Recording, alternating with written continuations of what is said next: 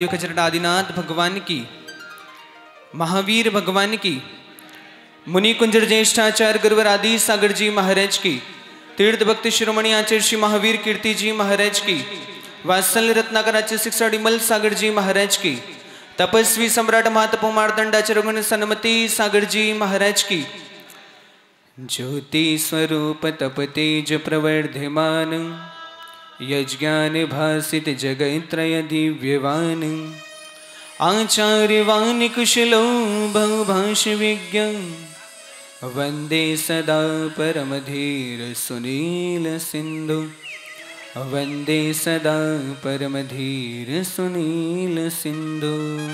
जल परम पूज्य चतुर्थ पट्टाधीश प्राकृत ज्ञान केसरी महासंख्य नायक भक्त भगवान आचार्य 608 सुनील सागर जी गुरुदेव की नमस्ते।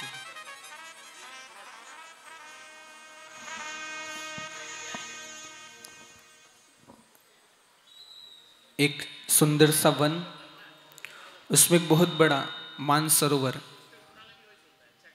उस सरोवर की पाल पे एक देवदारू का वृक्ष था और उस वृक्ष पर बहुत सारे हंस रहते थे। तो एक दिन उन सब हंसों में से उनके मुख्य हंस पिता, उनका एक वृद्ध हंस था, उसने सब अपने बच्चों से कहा कि इस देवदारू के वृक्ष पर एक अंकुरित हो रहा है, इसे तुम अपनी चोट से तोड़ दो, इसको प्रहार कर दो, इसको खत्म कर दो, नहीं तो तुम्हारे इस अंकुर से तुम्हारे जीवन में हानि होगी। तो वो सब वृद्ध हंस, जितने भी हंस थे, वो सब सोचने लगे कि ये क्या कह रहे हैं, इस अंकुर से हमारी कैसे हानि हो सकती है, और ये मरने से डरते हैं, भय से डरते हैं। तो वृद्ध हंस जो था, जब उन बच्चों की बात सुनी तब उसको मन में थोड़ा दुख हुआ कि ये मेरी बात को नहीं मान रहे हैं और ये क्या कह रहे हैं। तब कुछ दिन बाद जब वो अंकुर था वो बड़ा होकर एक लता का रूप ले लिया, तब एक दिन एक शिकारी आया, उसने वो लता से उस पेड़ पर चढ़कर उसने दिन भर पूरे चारों तरफ जाल फैला दिया। और जब जितने भी हंस थे वो सब जब वापिस आए और रात्रि में उस पेड़ पर विश्राम किया, तो विश्राम करने जैसे ही सब हंस आ गए तो शिकारी ने क्या किया, उस जाल को बांध दिया, पैक कर दिया, तो सारे हंस उसमें फंस गए। तब वृद्ध हंस ने बोला कि जब मैंने तुम्हें कहा था कि इसमें जो अंकुर आ रहा है उससे तोड़ दो, नहीं तो तुम्हारे जीवन में हानि पहुंचाएगा, और आज ये अवसर आ गया। तो ऐसे ही जब गुरु हमें कोई बात बोलते हैं तब हमें एक्सेप्ट करने की कैपेसिटी नहीं होती, हम लोग उसको झेल नहीं पाते, गुरु की वाणी को झेल नहीं पाते। एक बार बहुत से लोग तपस्वी सम्राट के दर्शन करने को गए थे, दर्शन किए, कार्यक्रम पूरा हुआ। जब वो वापिस जा रहे थे तब तपस्वी सम्राट को बोला कि हम लोग वापिस जा रहे हैं।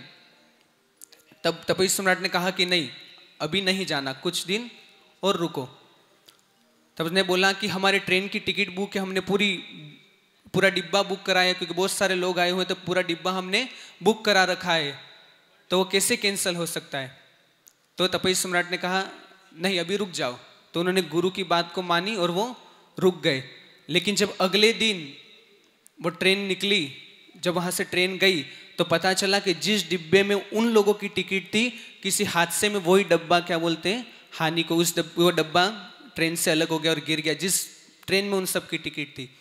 तो ऐसे गुरु की जो वाणी को झेल लेता है, गुरु ने कहा, मुख से निकला, उनको झेल लिया और वो वहां पे रुक गए, तो उनका जीवन बच गया, नहीं तो उनको अगर उसमें जाते तो उसमें उनकी हानि हो जाती। ऐसे बहुत सारे प्रसंग है कि गुरु के मुख से वचन निकले और जिसने झेल लिया। जैसे सिद्ध चक्र महामंडल विधान यहाँ पर हो रहा है और सबने माना कि हाँ, सिद्धों की मंगल में आराधना करनी है, तो आज यहाँ पर पूरा पांडाल स्वर्ग जैसे बन गया और स्वर्ग जैसी रचना यहाँ पर हो रही है। और कल से सिद्धों की मंगल में आराधना यहाँ पर प्रारंभ होगी। नियमसार में आचार्य कुंद स्वामी ने 135 नंबर की गाथा में बहुत सुंदर बात कही कि मोक्षम गई पुरुषाणम जाणी उण गुण भेदम जाणी उण ते सिंपी जो कुणदी परम भक्ति व्यवहारेण परिकह्यम। मोक्षम गई पुरुषाणम, मोक्ष गई पुरुषों की, मतलब मोक्ष गई पुरुषों की, सिद्धों की। संसारी जीवों की अपेक्षा गुण में कुछ भेद है, भिन्नता है, और उन भिन्नता को जो जानकर, अब उनके गुण अपने से उत्कृष्ट मानकर जो उनकी परम भक्ति करता है, उसको भी एक दिन निर्वाण पद अवश्य प्राप्त होता है। जैसे सिद्धों की मंगल में आराधना हम करते हैं, वैसे ही उनके गुणों की प्राप्ति हमें होती है। जैसे हम छोटी छोटी चीज देख के, किसी हीरो को देखकर, फोन में कुछ देखकर उसके जैसे बनने की कोशिश करते हैं कि मैं भी ऐसा हो जाऊं, मैं भी ऐसा फेमस हो जाऊं, तो उसको जैसे बनने की कोशिश करते हैं, ऐसे ही जब हम सिद्धों के गुणों को, गुरु के गुणों को, गुणों की महिमा को हम लोग जब उनको देखते हैं और उनके गुणों की महिमा करते हैं, तब हमें भी कहीं ना कहीं उनके जैसे बनने की सामर्थ्य पैदा होती है।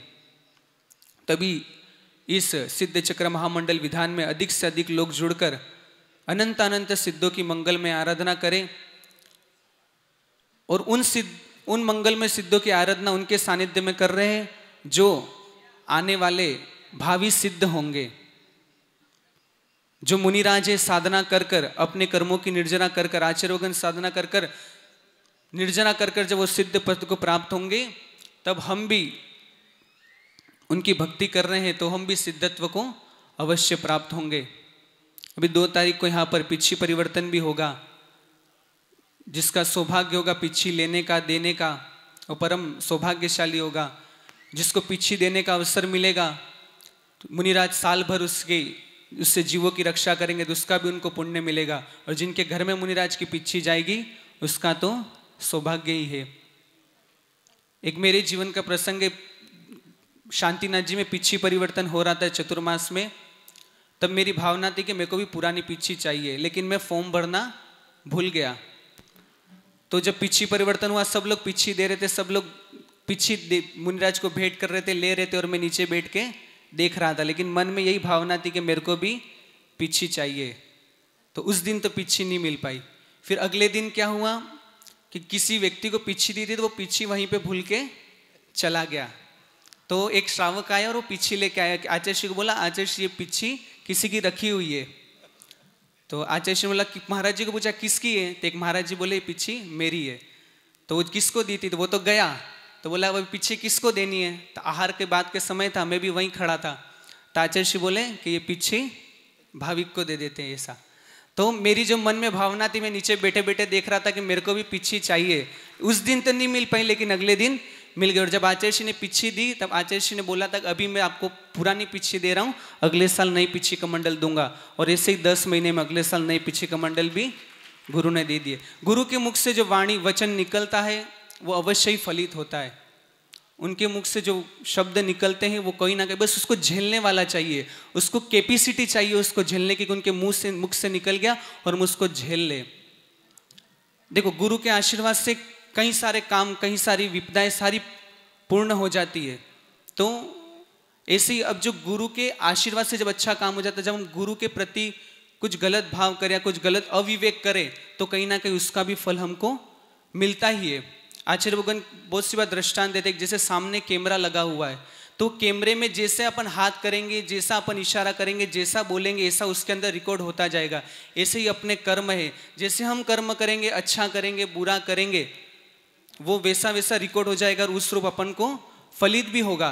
तो हम लोग कभी गुरु निंदा, देवशास्त्र गुरु की निंदा ना करते हुए, देवशास्त्र गुरु के अविवेक ना करते हुए, विवेकता से, श्रद्धा से, विवेक से, श्रद्धा से अगर हम लोग भक्ति करते हैं। ये सामने शुभम भैया बैठे हुए कैमरा वाले, जो वो यहाँ पर ऑटो से गिर गए थे और उनको सर पे लगी थी, तो डॉक्टर ने भी जब उसको लेके गए, डॉक्टर ने भी यहाँ पे पास में पहले जो हॉस्पिटल है वहाँ लेके बोले हम लोग इसको नहीं ले सकते, इसको किसी बड़े हॉस्पिटल में लेके जाओ।